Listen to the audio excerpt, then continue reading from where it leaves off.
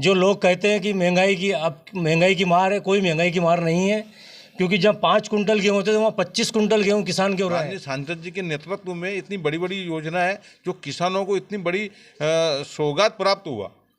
ये भारत की बहुत बड़ी जल मिशन योजना है। दी है, महिलाओं का उत्थान किया है, महिलाओं को लाडली बहनाएं योजना जैसी योजनाएं दी है। लालटेन में मैं खुद जब मैंने पढ़ाई लालटेन में की। नमस्कार दोस्तों, मैं हूं ब्रजेश कारपेंटर। आप देख रहे हैं D24 खबर चैनल। आज हम लोकसभा चुनाव को लेकर ग्राम पटाड़ा दाखड़ के कुछ मतदाताओं से चर्चा करने जा रहे हैं। माननीय नागर साहब के नेतृत्व में जो अस्पताल का विकास हुआ, राजगढ़ का, सारंगपुर का, पचोर का और भी अन्य क्षेत्र का, शिक्षा के क्षेत्र में, स्वास्थ्य के क्षेत्र में मोदी जी के नेतृत्व में बहुत योगदान उनका रहा। अगर मान लो मैं सारी योजनाओं को अगर गिनाऊंगा ना तो बहुत लंबी कहानी हो जाएगी। आप बताइए, आपके सांसद जी ने ग्राम पटाड़ा दाखड़ में कोई काम करवाया सर, उन्होंने अच्छा काम किया। हमारे यहाँ पे मतलब उनने इधर से जो रोड था वो भी अच्छा मतलब जुड़वा के काम करवाया उनने, और कई योजनाओं का लाभ भी यहाँ पे मिल रहा है। और मैं तो ये कहना चाहता हूँ कि जो काम इनने किया है ऐसा शायद कोई भी सांसद नहीं कर सकता जो अभी तक किया है उन्होंने। हम तो उनसे बहुत खुश हैं। और लोग कहते हैं कि सांसद जी अपने ग्रामीण क्षेत्र में बहुत कम आते हैं। सांसद बने हैं तब से न जाने कितनी बार पटाड़ा दाखड़ का दौरा कर चुके हैं। विगत जैसे कि पिछली बार हमने बहुत बड़ा एक यज्ञ किया था, उसमें उनने 2 राउंड लगाए थे, यहाँ पे जनता से मिले थे, खाना भी खाया था। उसके बाद पंचायत में भी आते रहते हैं, गांव का दौरा भी करते हैं।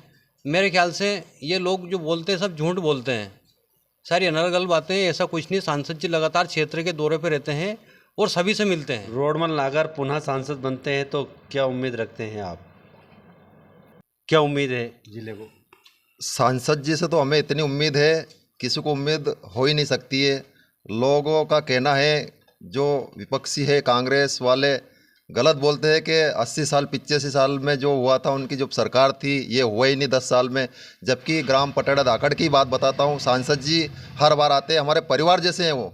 जबकि समाज नहीं देखते हैं। कोई भी व्यक्ति यदि जाता है, उनकी यदि समाज का चले जाता है, वो विपक्ष समाज का कभी लड़ाई भी हो जाती है ना, तो उनकी समाज की तरफ आज तक नहीं बोले हैं। वो बिल्कुल पक्ष में रहे, निष्पक्ष रहे। यदि कोई झूठ बोलता है तो उनको वो उनकी आदत है, क्योंकि RSS के हैं वो, इसमें रहें, संघ के हैं, क्योंकि जो भी बात कहते हैं स्पष्ट कहते हैं, लोगों को चुभती है, लेकिन वो वास्तविक बात, जो बात सही रहती है वो सही बात बोलते हैं। और मुझे विश्वास है सांसद जी को पटाड़ा दाखड़ से भी हम लीड दिलाएंगे और 400 पार होगी, फाइनल है। वो प्रधानमंत्री हमारे जो यशस्वी नरेंद्र जी मोदी है, इन्होंने इतनी योजना दे रहे हैं। सम्मान निधि आ रही है, लाडली बहना को जो पैसे मिल रहे हैं, ये सब भारतीय जनता पार्टी की उपलब्धियां है। कांग्रेस ने क्या दिया था उस टाइम पे? एक समय ये था लालटेन में, मैं खुद जब मैंने पढ़ाई लालटेन में की है, बिजली आती थी नहीं। अब अटल ज्योति इतनी योजना चल गई है, बहुत आनंद आ रहा है। आप बताइए, मोदी सरकार जब से आई है देश में कोई विकास हुआ है?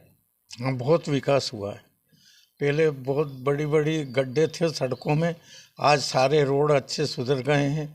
उनने किसानों का मतलब उद्धार किया है, किसानों को सम्मान निधि दी है, महिलाओं का उत्थान किया है, महिलाओं को लाडली बहनाएं योजना जैसी योजनाएं दी है।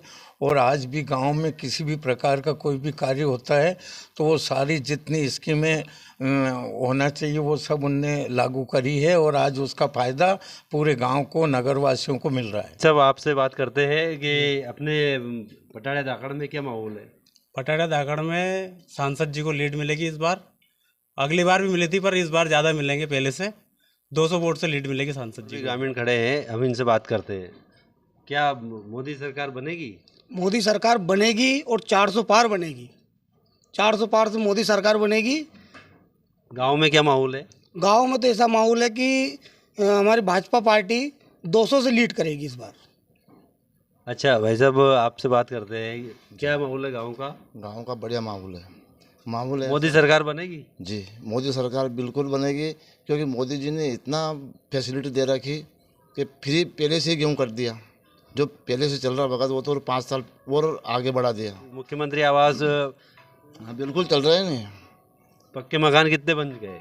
पक्के मकान लगभग बन चुके हैं, थोड़े रहे तो वो भी बन जाएगा अब। हम बात करेंगे पूर्व सरपंच रहे हैं इस गांव के, जो एक कांग्रेस पार्टी छोड़ बीजेपी में शामिल हुए हैं और एक कांग्रेस पार्टी में सक्रिय कार्यकर्ता भी रहे हैं।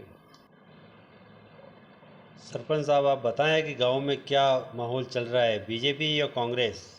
गांव में एक तरफा माहौल है, मोदी जी का माहौल है।